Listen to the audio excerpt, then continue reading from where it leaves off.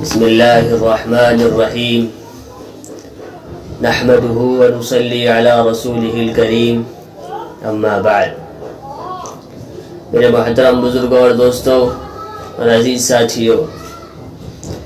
آج میں آپ حضرات کے سامنے ایک ایسے موضوع پر بات کرنا چاہتا ہوں کہ جس کے بارے میں اس وقت بات کرنا بہت ضروری میں سمجھتا ہوں، کیونکہ حالات کے مد نظر اس وقت جو حالات ہیں اس کے حساب سے لگتا ہے کہ بات اسی موضوع پر کی جائے، اور وہ موضوع ہے کہ نئی سال کی مبارکباد دینا کیسا ہے۔ ابھی 4-5 دن کے بعد نئی سال آنے والی ہے، اس میں آپ لوگ دیکھیں گے اور آپ خود محسوس بھی کریں گے کہ مسلمانوں کا وہ نوجوان طبقہ، وہ جوان طبقہ صرف اسی چیز میں لگا ہوا ہوگا کہ کس طریقے سے میں سب سے پہلے نئی سال کی مبارکباد دینے والا بن جاؤں۔ اور آپ لوگ دیکھیں گے کہ اکثر لوگ راتوں کو صرف اس بات کا انتظار کریں گے کہ کب رات کے 12 بجے اور میں سب سے پہلے میسج بھیجوں کہ نئی سال مبارک ہو، اور جس کے پاس بھیجا جائے گا وہ کوئی نئی چیز نہیں بھیجے گا آپ کے پاس، بلکہ وہی ریٹرن کر کے اسی کو آپ کے پاس بھیج دے گا کہ آپ کو بھی مبارک ہو۔ ارے بھائی، مبارکباد دی جائے تو اس چیز کی کہ جس میں خوشی بھی ہو۔ اب کوئی انسان ہے کہ اس کا نکاح نہیں ہو رہا، اگر اس کا نکاح ہو جائے تو اس بات کی مبارکباد دی جائے کہ بھائی اس کا نکاح ہو گیا، اللہ مبارک کرے، آپ کا نکاح ہو گیا۔ کوئی انسان ہے کہ جس کی اولاد نہیں ہو رہی ہے، اس کی اولاد ہو جائے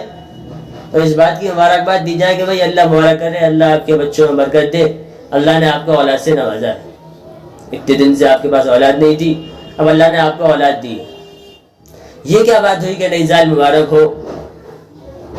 ارے بھائی، آپ کی زندگی کا 1 سال کم ہو گیا اور آپ اس کو مبارکباد دے رہے ہیں، آپ اس کو مبارکبادی سے پیش کر رہے ہیں۔ مثال کے طور پر آپ کے پاس 100 روپے ہوں، اس میں سے آپ کے 20 روپے کم ہو جائیں یا 30 روپے کم ہو جائیں تو آپ کو خوشی ہوگی یا غم ہوگا کہ میرے 100 روپے میں سے 20 روپے کم ہو گئے؟ غم ہوگا نا، ظاہر سی بات ہے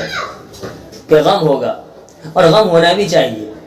کیونکہ خوشی تو اس وقت ہوتی کہ میرے پاس 100 روپے تھے، اب 110 ہو گئے یا 20 اور بڑھ گئے تو 130 ہو گئے۔ اس بات سے خوشی ہوتی کہ میرے 100 روپے تھے 130 ہو گئے۔ اب مثال کے طور پر 100 روپے تھے، اس میں سے بھی کم ہو گئے 30 روپے، تو اس بات میں کیا خوشی ہوگی؟ یہی حال نئی سال کا ہے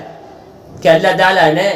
آپ کو مثال کے طور پر 50 سال کی یا 60 سال کی زندگی دی، اس میں سے آپ کے 10 سال کم ہو گئے یا 20 سال کم ہو گئے، تو آپ کے پاس 40 سال یا 30 سال بچے، تو اس میں کس بات کی خوشی ہے کہ بھائی میرے تو 60 سال ملے تھے، اس میں سے 20 سال کم ہو گئے، بڑی خوشی کی بات ہے۔ ارے بھائی، افسوس ہونا چاہیے، افسوس ہونا چاہیے، افسوس ہونا چاہیے کہ میری 20 سال کی زندگی ایسی ہی گزر گئی، میں اس میں اچھے اعمال نہ کر سکا، نماز نہ پڑھ سکا، روزہ نہ رکھ سکا، صدقات حج وغیرہ نہ کر سکا۔ لیکن آج تو بالکل حساب الٹا ہے کہ جو غیروں کا طریقہ تھا اسے ہم نے اپنا لیا ہے، جو طریقہ اللہ کے نبی صلی اللہ علیہ وسلم ہمیں سکھا کر چلے گئے، اس طریقے کو ہم بھول گئے،